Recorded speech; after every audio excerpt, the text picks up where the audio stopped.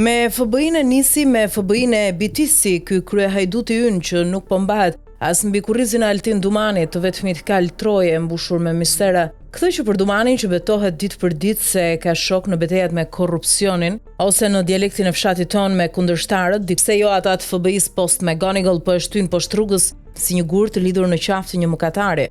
Po, FBI është qepur si këmisha në trupet e ke fundit kjo nuk është turp. Droga e vlla Olsit ka ngjitur aq imot sa edhe firmat e korrupsionit të sekretar Ëngjellit e gjithë palaçove të pasarelave të Florinta të rilindjes në përhetimet e shumë shërbimeve partnere tonat. Sot Babloku u shalon vetëm ndonjë shpinë peshku, andej nga investimet strategjike apo pazaret që ende nuk shihen me sy të lirë, pasi tehun e shpatës së drejtësisë nuk i beson askush ta mpreh, ky që dall kaukshe, ka rrshitur nga trungu e nuk është mirë as me trurin. Kushdo që deri më sot ka dhënë e ka marrë tek djalli, nuk i kanë dalë hesapet në fund. Ka sa ditë që Spaku, sidomos pas rikthimit të ekspertëve amerikan, këtë perandorin e Surrelit po e injoron si mallkim në rrugën që nuk ka kthim. Kjo ndodh jo se mafia këtej nuk ka para, por se kupa ka filluar të derdhet dhe FBI, që dikur ja blinte edhe shpirtin, si me thon shefin, e ka rrethuar aq keq sa nuk po blen dot as qetësinë vet.